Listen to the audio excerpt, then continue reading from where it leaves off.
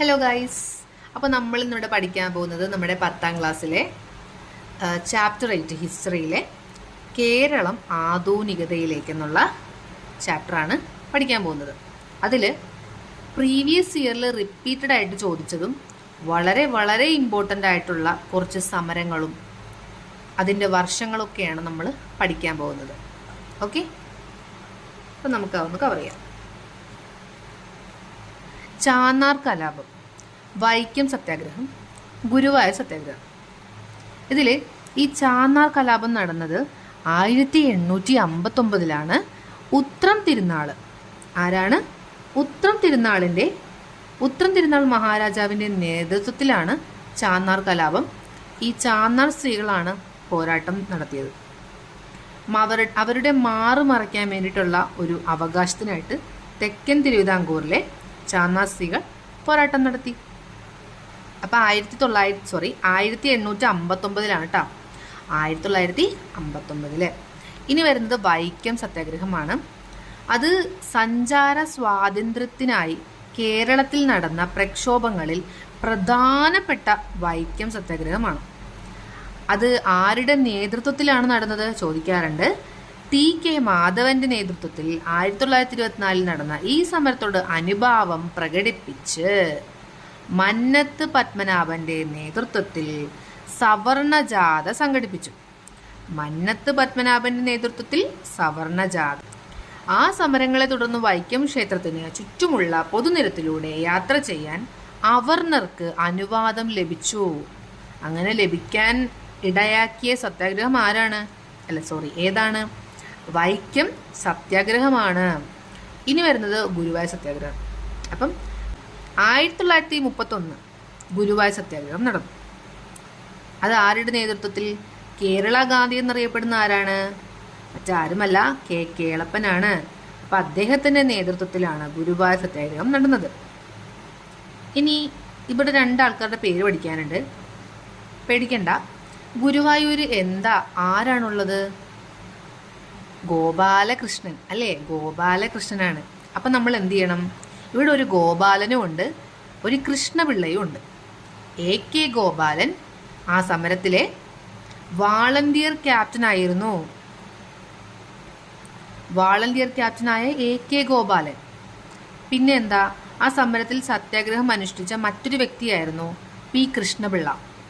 കൃഷ്ണപിള്ളയ്ക്ക് ക്രൂരമായ മർദ്ദനമേറ്റിരുന്നു.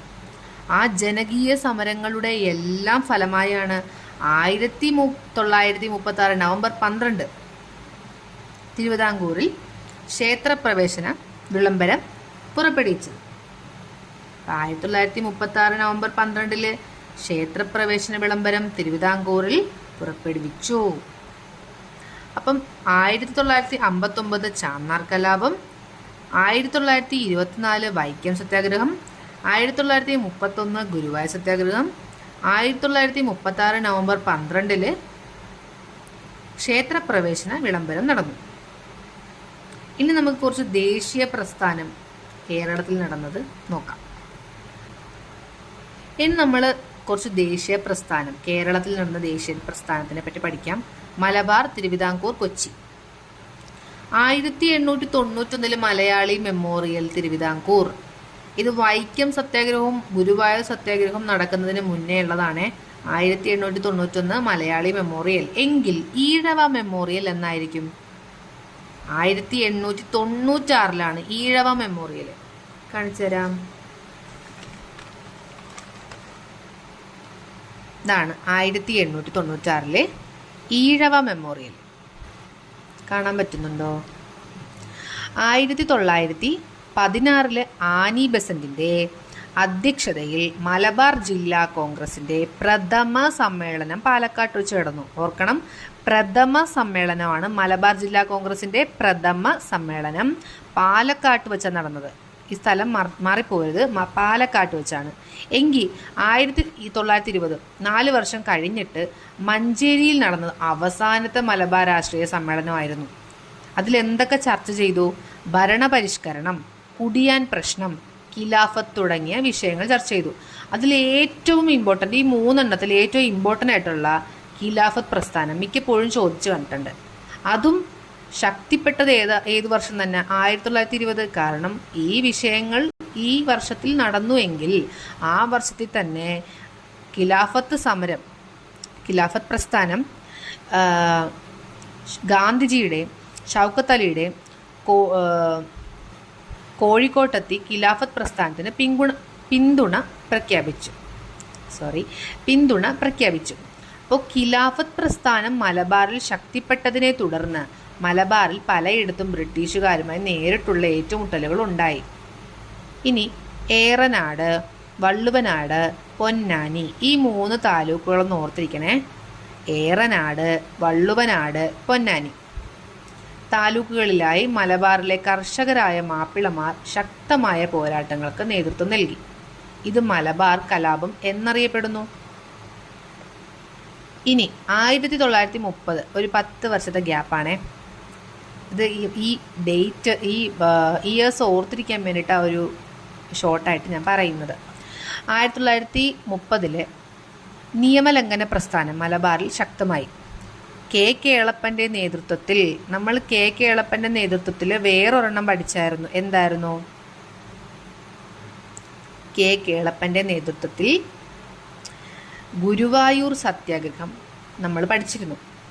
ഗുരുവായൂർ സത്യാഗ്രഹം കെ കേളപ്പൻ്റെ നേതൃത്വത്തിൽ പഠിച്ചിരുന്നു. അപ്പോൾ 1930കളിൽ നിയമലംഘന പ്രസ്ഥാനം മലബാറിൽ ശക്തമായി കെ കേളപ്പൻ്റെ നേതൃത്വത്തിൽ പയ്യന്നൂരിലും മുഹമ്മദ് അബ്ദുറഹിമാൻ്റെ നേതൃത്വത്തിൽ കോഴിക്കോട്ടും ഉപ്പ് നിയമം ലംഘിച്ചുണ്ടാക്കി. കെ കേളപ്പൻ്റെ നേതൃത്വത്തിൽ എവിടെ നടന്നു? പയ്യന്നൂരിലും. മുഹമ്മദ് അബ്ദുറഹിമാൻ്റെ നേതൃത്വത്തിൽ കോഴിക്കോട്ടും ഉപ്പ് നിയമം ലംഘിച്ചുണ്ടാക്കി. അതാണ് നിയമലംഘന പ്രസ്ഥാനം. നിയമം ലംഘിച്ച് പ്രസ്ഥാനം ഉണ്ടാക്കി. അത് മലബാറിൽ വളരെ ശക്തമായിട്ടുള്ളൊരു നിയമലംഘനമായിരുന്നു. നിയമലംഘന പ്രസ്ഥാനം 32 എന്ത് നടന്നു? നിവർത്തന പ്രക്ഷോഭം തിരുവിതാംകൂർ. പിന്നെ വരുന്നത് 1934 ഗാന്ധിജി നിയമലംഘന പ്രസ്ഥാനം പിൻവലിച്ചു.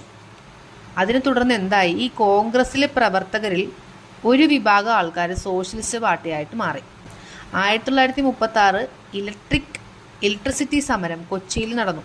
1939 coming to the point, Congress Socialist Party Communist പാർട്ടിയുടെ രൂപപ്പെട്ടു എന്ന് ഞാൻ പറഞ്ഞു. അത് നടന്ന വർഷം 1939. അത് കമ്മ്യൂണിസ്റ്റ് പാർട്ടി കർഷകരെയും തൊഴിലാളികളെയും സംഘടിപ്പിച്ച് ജന്മിത്വത്തിനും ബ്രിട്ടീഷ് സാമ്രാജ്യത്തിനും എതിരായി നിരവധി സമരങ്ങൾ സംഘടിപ്പിച്ചു.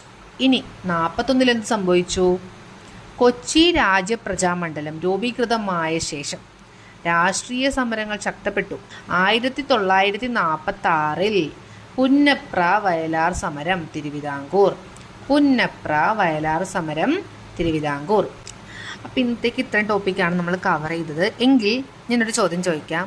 ഉപ്പ് സത്യാഗ്രഹം നടന്നത് ഏത് വർഷമാണെന്നുള്ളത് താഴെ കമൻറ്റ് ചെയ്യാം. അപ്പോൾ അടുത്ത വീഡിയോ കാണാം.